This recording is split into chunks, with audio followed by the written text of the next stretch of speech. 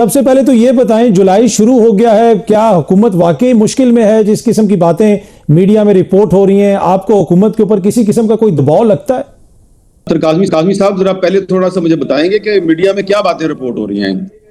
کہ کیا حکومت کو کیا مشکل ایک تو سر سہیل بڑائچ صاحب نے کالم لکھا کہ اگر حکومت جو ہے اپنے معاملات درست نہیں کیے تو جولائی سے ان کے لیے معاملات درست نہیں ہو سکتے، یعنی ان کے لیے مشکل ہو سکتی ہے۔ اور اس کے ساتھ ساتھ پی ٹی آئی کے دوست بھی یہ کہہ رہے ہیں کہ جی حکومت پہ بڑا دباؤ ہے اور اب ہمیں کچھ زیادہ کرنے کی ضرورت نہیں، ان کا ون پیج ختم ہو گیا۔ اب اس میں کس حد تک صداقت ہے یہ تو وہی لوگ بتا سکتے ہیں جو رپورٹ کر رہے ہیں، لیکن آپ کی کیا ٹیک ہے اس پہ سر؟ دیکھیں، میں تو یہ سمجھتا ہوں کہ فی الحال پاکستان تحریک انصاف تو اس حکومت کے لیے کوئی خطرہ نہیں ہے، لیکن یقیناً اس حکومت کو بہت سے اندرونی جو چیلنجز ہیں ان کا سامنا ہے۔ خاص طور پہ اکانومی کو بہتر بنانے میں یہ حکومت جو ہے یہ خاطر خواہ کامیابی حاصل نہیں کر سکی۔ اور اگر آپ کو یاد ہو کہ جب شہباز شریف صاحب اپوزیشن میں تھے، یہ میں بات کر رہا ہوں 2019 کی،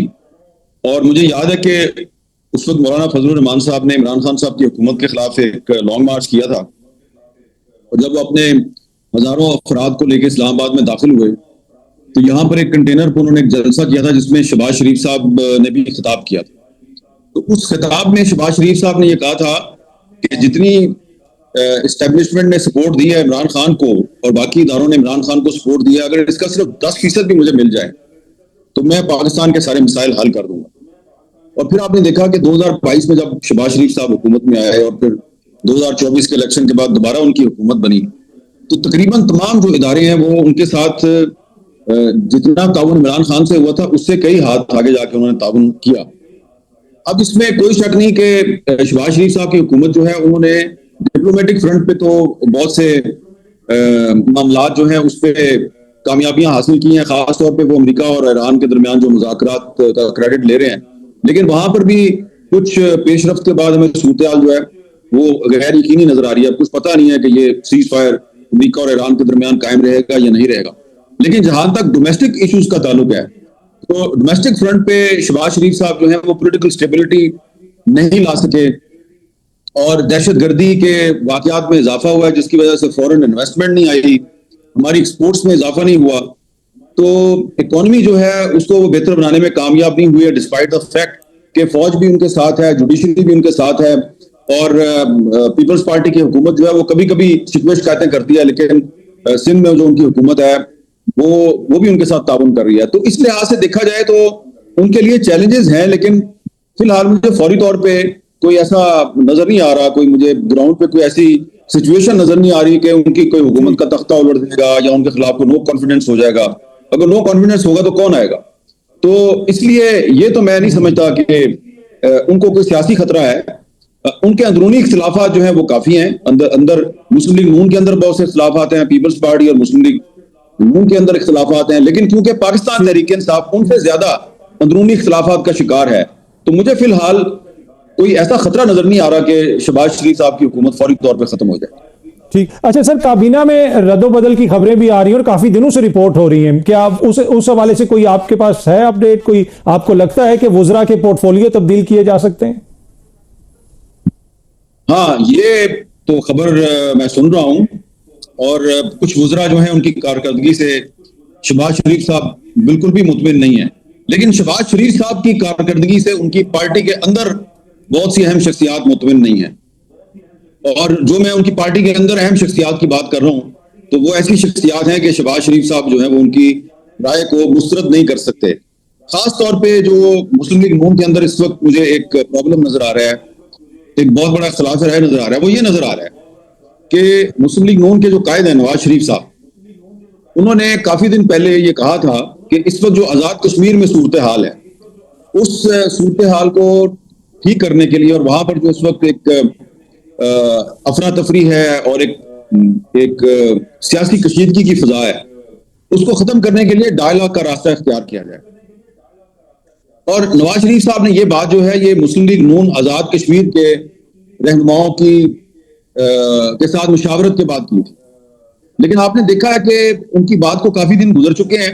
ایک دو جو مسلم لیگ نون کے وزراء ہیں انہوں نے یہ ضرور کہا جی نواز شریف صاحب کی بات سار آنکھوں پر، جناب ہم ضرور کریں گے جی، بات چیت ضرور کریں گے، لیکن ابھی تک بات چیت نہیں ہو رہی۔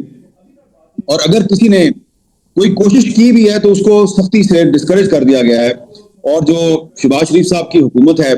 وہ کسی طور پر بھی لگتا نہیں ہے کہ نواز شریف صاحب نے جو ان کو مشورہ دیا ہے وہ اس پہ عمل درآمد کرنے کے لیے تیار ہیں. تو یہ ایک پہلا سائن ہے جو کہ ہمیں بتا رہا ہے کہ نواز شریف صاحب نے شہباز شریف صاحب کی حکومت کو ایک مشورہ دیا اور شہباز شریف صاحب نے اس مشورے کو بالکل مسترد کر دیا ہے, اس پہ ذرہ برابر بھی عمل درآمد کرنے کی کوشش نہیں کی. تو اس سے یہ لگتا ہے کہ نواز شریف صاحب کی پالیسی کچھ اور ہے اور شہباز شریف صاحب کی پالیسی کچھ اور ہے. یہ وہ معاملہ ہے جو آگے چل کر مسلم لیگ نون کے اندر کوئی مزید اختلافات جو ہیں ان کو گہرا کر سکتا ہے. اور وہ جو کسی زمانے میں کچھ لوگ کہا کرتے تھے کہ نون میں سے شین نکلے گی, تو ہو سکتا ہے کہ وہ بات صحیح ثابت ہو جائے. اچھا, اور اس میں سر یہ وزیر خارجہ کے حوالے سے کہا جا رہا ہے کہ شاید ان کا پورٹ فولیو تبدیل کر کے ان کو وزیر خزانہ بنا دیا جائے, جس طرح آپ نے بھی پہلے فرمایا کہ معیشت کے حوالے سے کافی چیلنجز ہیں اور حکومت اس میں پرفارم نہیں کر سکی, تو یہ ممکنات میں سے ہے سر؟ دیکھیں, صرف وزیر خزانہ صاحب جو ہیں ان کا مسئلہ نہیں ہے, اور وزیر خزانہ صاحب جو ہیں جب ان پر تنقید کی جاتی ہے, اور مجھے خود پتا ہے کہ بہت سے جو وفاقی وزراء ہیں وہ وزیر خزانہ اورنگزیب صاحب پہ تنقید کرتے ہیں, لیکن جو وزراء ان پہ تنقید کرتے ہیں میں جب ان سے پوچھتا ہوں کہ آپ کی اپنی کیا کارکردگی ہے تو وہ کہتے ہیں جی ہاں ہماری کارکردگی بالکل ٹھیک ہے. میں کہتا ہوں اگر آپ کی کارکردگی بالکل ٹھیک ہے تو وہ نظر کیوں نہیں آتی گراؤنڈ پر؟ تو جو وزیر خزانہ صاحب ہیں وہ یقیناً بہت سے جو ٹارگٹس ہیں ان کو اچیو کرنے میں کامیاب نہیں ہوئے. مجھے لگتا ہے کہ ان کے پاس اور بھی کچھ محکمے ہیں, تو وہ محکمے جو ہیں وہ ان سے لے لیے جائیں گے, وہ کسی اور کو دے دیے جائیں گے. اور جو نواز شریف صاحب کا جو کیمپ ہے وہ یہ چاہتے ہیں کہ جو ایک اسٹیٹ منسٹر ہے نوجوان بلال اظہر کیانی صاحب, تو ان کو کچھ محکمے دے کے ان کو فیڈرل منسٹر بنا دیا جائے. کچھ اور بھی منسٹرز جو ہیں وہ ان کو چاہتے ہیں کہ چینج کر دیا جائے, اور کچھ جو نواز شریف صاحب کے بہت قریب ہیں, کچھ سینیٹرز ہیں, ایم این ایز ہیں, وہ چاہتے ہیں ان کو وزیر بنا دیا جائے. لیکن شہباز شریف صاحب جو ہیں وہ اتفاق نہیں کرتے. تو ایک سر جنگ چل رہی ہے, لیکن دیکھیں کہ اب آنے والے دنوں میں نواز شریف کیمپ جو ہے اس کی بات مانی جاتی ہے یا نہیں مانی جاتی. اچھا سر, اس ساری صورتحال میں پی ٹی آئی کی طرف سے جس طرح آپ نے بھی فرمایا کہ وہ دباؤ نہیں ڈال سکا حکومت کے اوپر, اور عمران خان صاحب کی رہائی کو بہت سارے لوگ مشروط کرتے ہیں کہ جب تک دباؤ نہیں پڑے گا معاملات آگے نہیں چلیں گے. تو آج کی پوزیشن میں جو سیاسی پوزیشن ہے اس میں عمران خان کہاں پہ ہیں؟ کیا سیاسی طور پہ وہ کمزور ہوئے ہیں, ان کی رہائی مزید پیچیدہ ہو گئی ہے, یا آج بھی پس پردہ کچھ نہ کچھ معاملات چل رہے ہیں؟ دیکھیں, عمران خان صاحب جو ہے نا بطور ایک انڈیویجول کے اپنی ذاتی حیثیت میں وہ ابھی بھی اپنے جو سپورٹرز ہیں اور جو ووٹرز ہیں ان میں ان کی جو کریڈیبلٹی ہے وہ اپنے طور پہ قائم ہے, ابھی بھی وہ ایک پاپولر لیڈر ہیں. لیکن ان کی جو پارٹی ہے وہ پارٹی جو ہے وہ اس وقت میں لفظ استعمال کروں گا کہ بکھری ہوئی پارٹی ہے, ایک دوسرے کے خلاف سازشیں کرنے والی پارٹی ہے. اور اس پارٹی میں 3 بندے جب کہیں پہ اکٹھے ہو جائیں تو وہ ایک دوسرے کے ساتھ کھل کے دل کی بات بھی نہیں کرتے, کہ ان کو شک ہوتا ہے ایک دوسرے پتہ نہیں یہ کدھر جا کے بتا دے گا. تو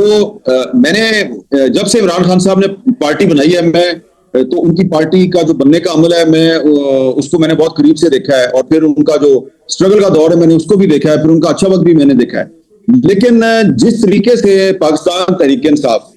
اس وقت بکھری ہوئی ہے اور اس میں کوئی ڈائریکشن لیس پارٹی ہے, کچھ پتہ نہیں چلتا کہ اس کا لیڈر کون ہے. اور ایک پرابلم اس میں یہ ہے کہ عمران خان صاحب کی جو فیملی ہے وہ ان کو رہا کرنے کے لیے کوشش کرتی ہے احتجاج کرنے کی, اور پارٹی کوشش کرتی ہے یہ احتجاج کامیاب نہ ہو. تو یہ اس وقت عمران خان صاحب کی فیملی اور پارٹی کے کچھ جو رہنما ہیں ان کے درمیان ایک سرد جنگ چل رہی ہے, اور اس سرد جنگ کو ختم کرنے کے لیے بھی کچھ لوگوں نے بڑی کوشش کی ہے, لیکن یہ کوشش کامیاب نہیں ہو رہی. اور شاید یہی وجہ ہے کہ عمران خان صاحب کی رہائی کے لیے پاکستان تحریک انصاف جو ہے وہ کوئی بڑی